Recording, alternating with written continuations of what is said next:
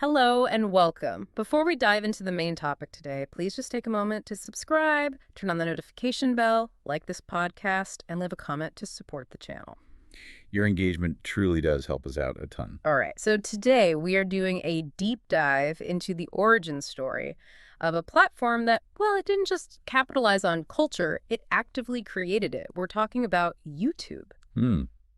It's a fascinating story. It is. And our sources detail this period of just incredibly rapid technological change and the surprising moment of frustration that really launched a global empire. Right. Our mission for this deep dive is to get past that simple idea that YouTube was, just a lucky break. We're going to uncover a far more nuanced narrative. It's really a story driven by this collision of two very specific skill sets, incredible timing, and just a revolutionary approach to design. Exactly.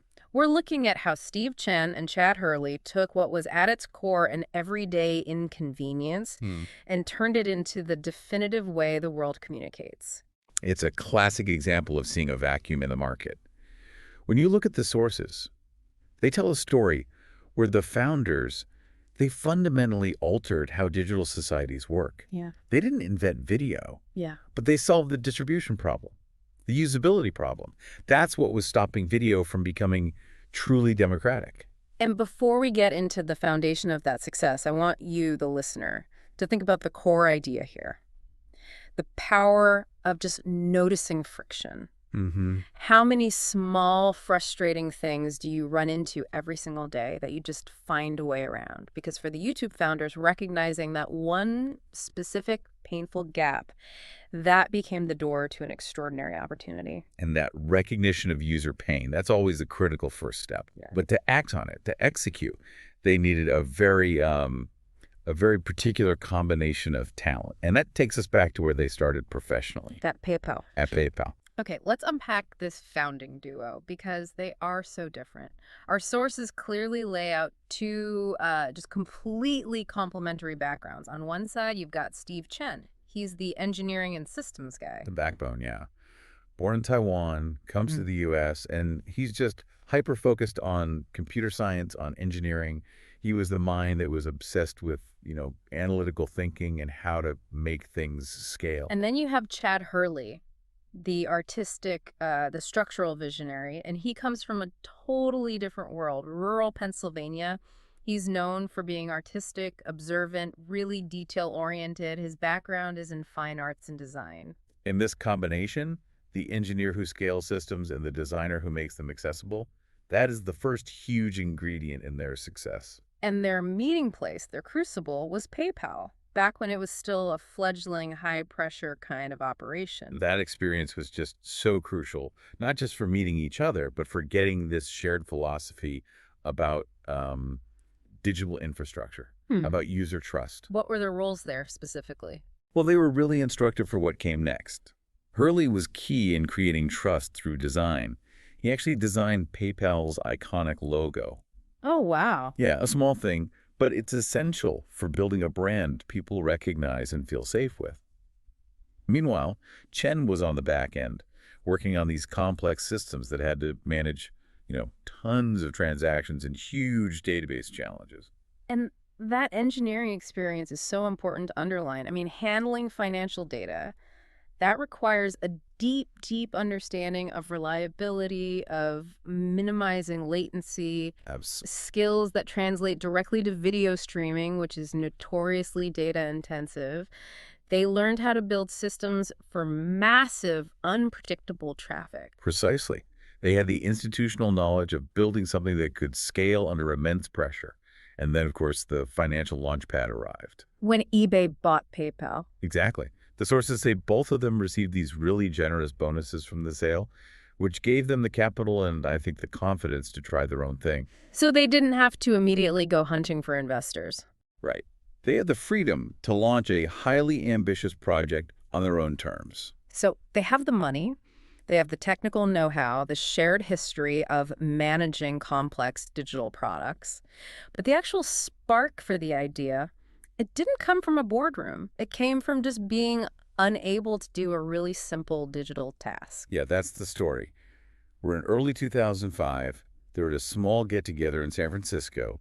People are recording short video clips on their cameras. Totally normal. And the next day, they try to share them. And the whole system just collapses. The mechanism for sharing fails. This moment of acute frustration is what the sources call the astonishing friction. And it's so hard for us to really imagine this today, but you have to picture the digital world back then. The desire to share was instant, but the technical barriers were just absurdly high. Completely absurd. You couldn't attach video files to an email. They were way too large. If you wanted to put it on a personal website, you needed to know about FTP, about codecs, you needed special server software. It was a nightmare. And it wasn't just the file size, it was compatibility. That was the other killer. Yeah. Even if you managed to send a file to someone, they might not have the right media player. Or the right codec installed. Exactly. Yeah. Which leads to all this technical troubleshooting just to watch a 30-second clip of your friend's cat. Video was basically stranded on an island. Text and images could move freely, but video, the richest media, was stuck behind a technical wall. And the insight that came from that frustration was immediate. It was profound. Yeah. If they could solve this deep technical problem, if they could streamline the upload, handle all the conversions, and remove every single hurdle for the user, they'd be meeting a global, unmet need. And what's so smart here is they didn't try to build a platform for, like, professional broadcasters. No. They focused exclusively on the amateur, the regular person who just wanted to share something funny with their friends. And that meant the whole philosophy had to be about simplicity, accessibility, and community. Which brings us to the design itself. This idea of friction-free design is what really set early YouTube apart from anyone else trying to do video. Yeah, their core goal was to make it feel welcoming, intuitive. They wanted to empower the average non-technical person to, as they said, broadcast themselves. And their PayPal experience comes back into play here. Absolutely. They knew from PayPal that if a process has too many steps, people just give up, they drop off. They applied that same rigor to video. Uploading had to be one click, watching had to be instant, no buffering, and had to work on every browser, every operating system. That focus on a seamless experience is why they won.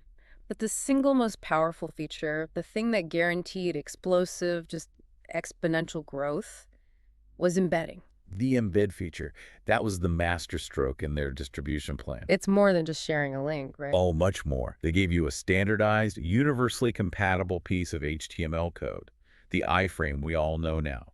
And that let any website owner, no matter how tech-savvy they were, host YouTube content right on their own page. Which fundamentally changed the platform's relationship with the rest of the internet. Embedding turned YouTube from just another destination you had to visit into a dynamic, decentralized conduit. Yes. And that created the most powerful network effect you can imagine. Every blog, every forum, every MySpace profile became an unwitting distribution partner for them. So every time someone embedded a video, it was free marketing and it drove traffic and trust right back to the main YouTube platform. Exactly. They basically outsourced their distribution. The growth was baked right into the architecture of the product itself. It was genius. And this incredible architectural insight, it arrived at the precise moment that the whole technological landscape was perfectly primed for it. This is where you can't just say it was luck. It was a perfect storm of converging tech trends, and they were perceptive enough to see it and act on it. So let's break down those three critical external factors that made 2005 the perfect launch year. First up, the explosion of broadband internet. That's the foundation. Broadband was finally becoming affordable and widely available. The pipe, so to speak, was finally wide enough to handle high-quality video without it being a terrible, stuttering experience. Without that, YouTube is a non-starter. Okay, so you've got the capacity. Second, the democratization of video capture. Right. Digital cameras, phones that could record video. Suddenly, they were in the hands of millions of consumers. So video creation went from being an expensive hobby to just a mass consumer behavior. Yeah. This guaranteed a constant, massive supply of user-generated content for the platform to host. And the third piece of the puzzle was the cultural shift, which was really being driven by Early social networks, MySpace and Facebook were just blowing up, and they were cultivating this whole culture of self-expression, Hmm. of building an identity online. People were already sharing their thoughts, their photos. They were culturally primed and ready to share the video of their lives. So when you put it all together, YouTube was the engineering solution that connected the massive capacity from broadband with the huge supply from digital cameras and plugged it directly into the demand and distribution channels created by social media. It's an incredible synergy. The sources are really clear on this. Hurley and Chen didn't create these trends, but they were smart enough, perceptive enough to see them all converging and to act decisively to fill that video sharing vacuum. That is the difference between luck and strategy. And the result of all this was, immediate and explosive. The site launches in 2005, and the growth is just staggering. By 2006, it wasn't just popular, it was becoming the living archive of global digital culture. It completely redefined what media even meant. You had everything on there. Amateur viral videos, political speeches that bypassed the traditional news channels, comedy sketches, old music clips, finding a whole new audience. It was a pure reflection of digital creativity. It was. And that speed, that scale of cultural impact, it led directly to one of the most consequential acquisitions in tech history. Google comes knocking. Later in 2006, they see that this isn't just some popular website, it's a strategic necessity. And they acquire it for $1.65 billion. And it's worth just pausing on that price. At the time, a lot of people questioned it. They thought it was insane for a company with no clear way to make money. Right, no revenue model yet.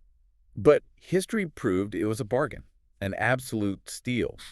Google wasn't just buying the platform as it was then, they were buying the future of online content and, maybe more importantly, they were eliminating a massive potential competitor for search traffic and ad revenue.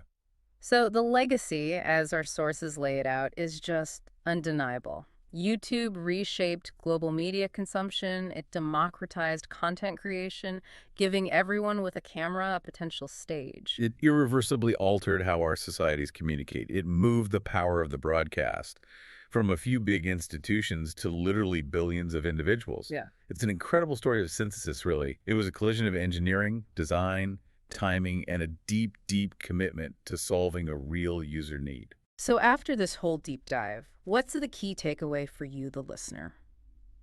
I think it's that real innovation often comes from solving problems that everyone else has just learned to tolerate. YouTube's success wasn't one single flash of genius. It was a sustained, deliberate effort to remove every single technical barrier between a person and their desire to share. And if we connect that to a broader idea, it leaves a really important thought for you to mull over. World-changing ideas. They rarely come from some abstract market analysis. They often emerge from ordinary moments. They come from people who recognize that a small frustration, a seemingly minor everyday inconvenience, can actually be the door to an extraordinary opportunity. Thanks for watching. Please don't forget to subscribe, turn on the notification bell, like, and leave a comment to support the channel.